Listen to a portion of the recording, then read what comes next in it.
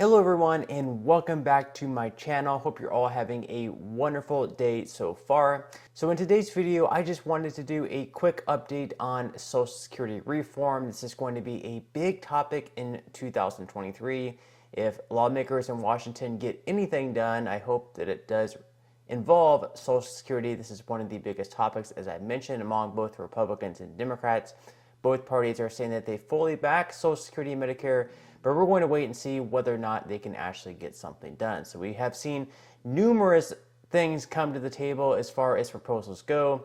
As we know, we had the plan by Bernie Sanders, which would raise Social Security benefits by $200 per month. They would do this by raising Social Security taxes on people who earn over $250,000.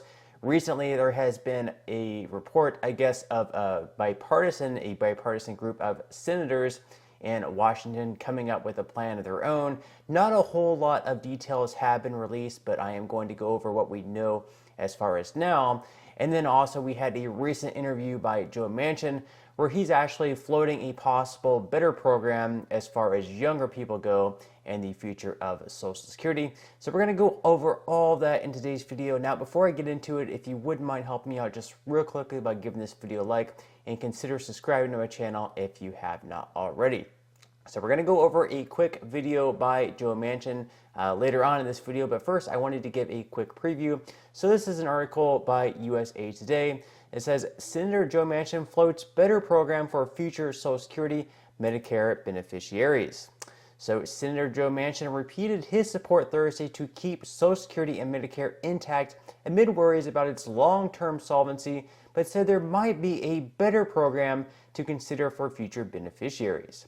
The West Virginia Democrat in key Senate swing vote indicated his opposition to Social Security and Medicare cuts, but in an interview on Fox News on Thursday, he didn't close the door on finding a different way to help future beneficiaries. GOP critics of Manchin, who is up for re-election in 2024, seized on the statement as evidence that he wants cuts.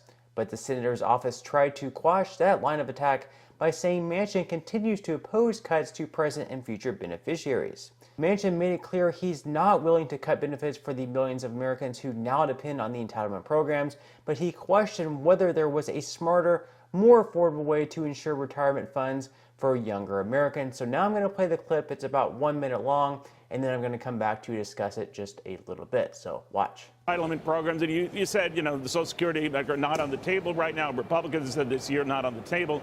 Should they be on the table in future years? Should we start looking? Well, you need to look at it to make sure. How do we, how about in West Virginia, I have 60% of our people on Social Security and Medicare.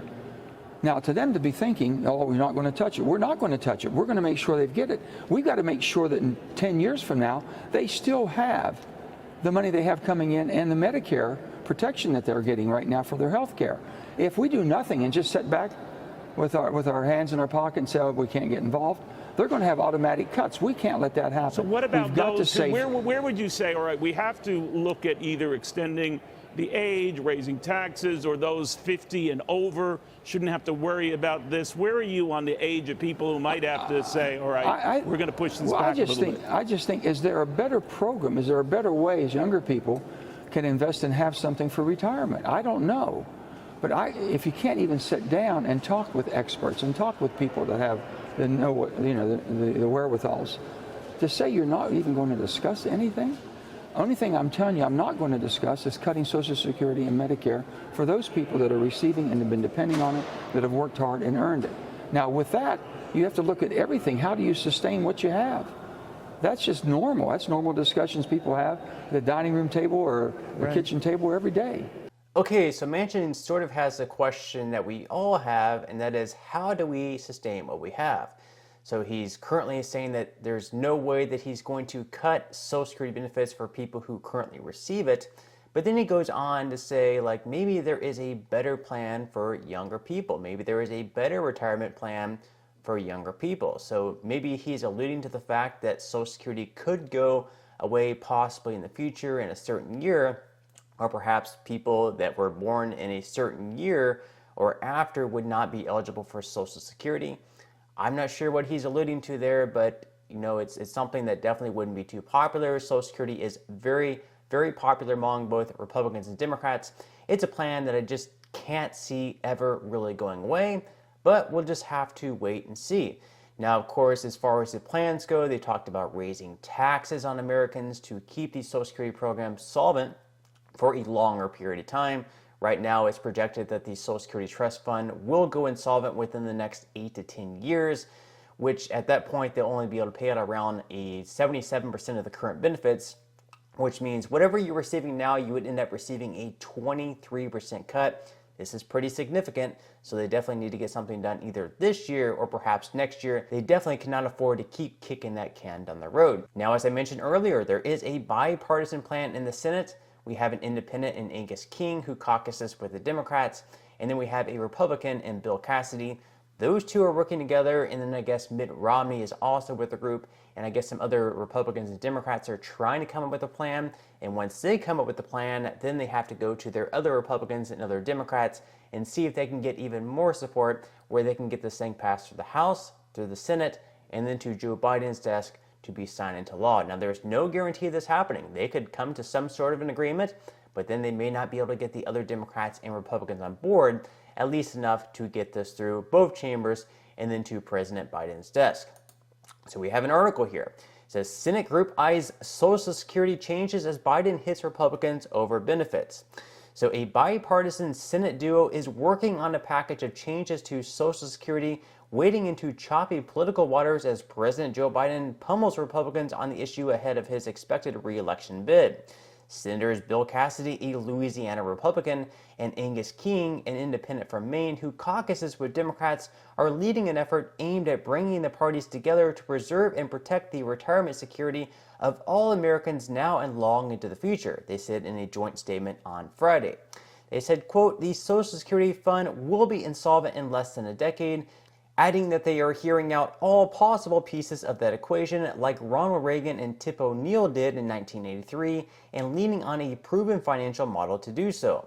The Social Security Trust Fund is solvent until 2034, according to a trustees report, after which benefits would reduce to 77% and decline to 72% in 2096. So that's exactly what I was saying. If they are unable to come up with a solution by, let's say, 2032 to 2034, at that point, it's very possible that you might see a 23% cut in your benefits because, again, they will only be able to pay out around 77% of the current benefits. The article goes on to say that the two senators offered some specific possible solutions Friday while steering clear of some of the biggest challenges. It said, quote, there are dozens of considerations being weighed to protect Social Security, including locking early retirement at 62 and ironclad protection for lower wage workers, and seeking avenues to increase benefits immediately. Under what we are discussing, millions would immediately receive more and no one would receive less. The discussion, some details of which were reported earlier by Semaphore, are in nascent stage.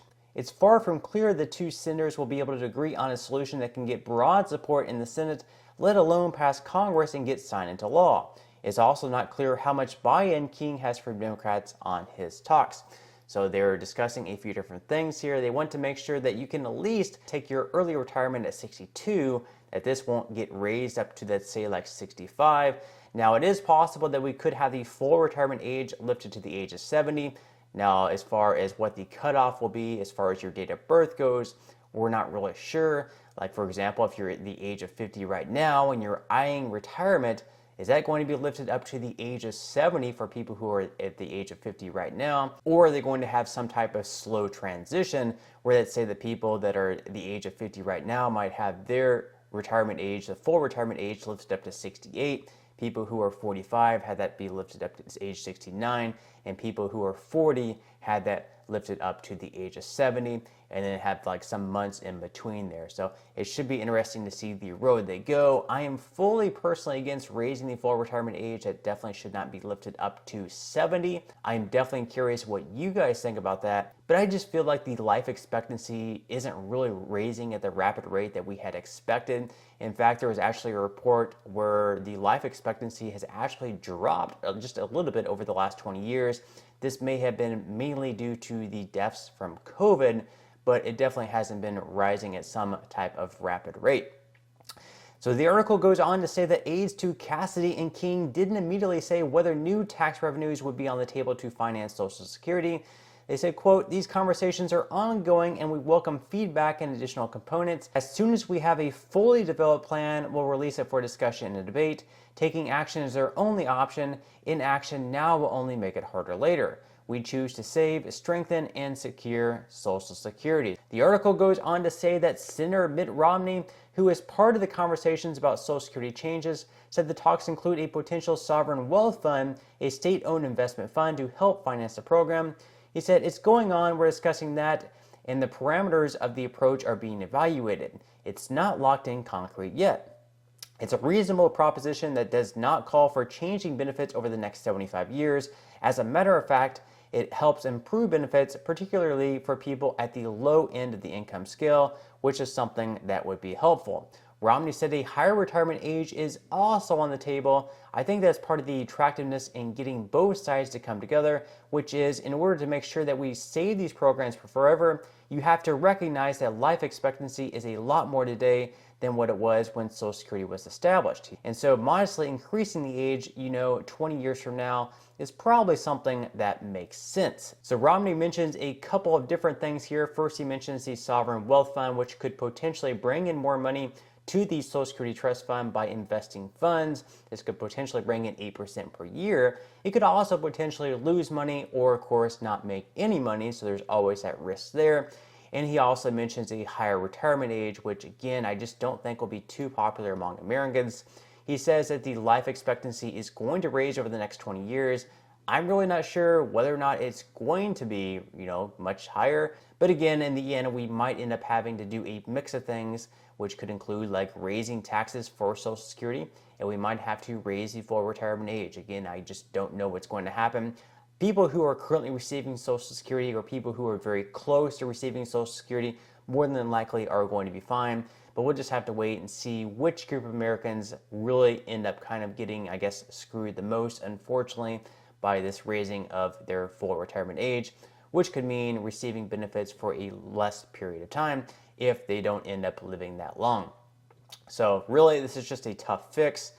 Americans are not going to like raising the full retirement age. They're not going to like having to potentially pay in more taxes. So we'll just have to wait and see what happens in the end. But that's all the news that we have for today's video. I definitely hope that you enjoyed. If you did, I would definitely appreciate it if you would consider liking this video, subscribing to my channel if you have not already, and I'll see you in the next video.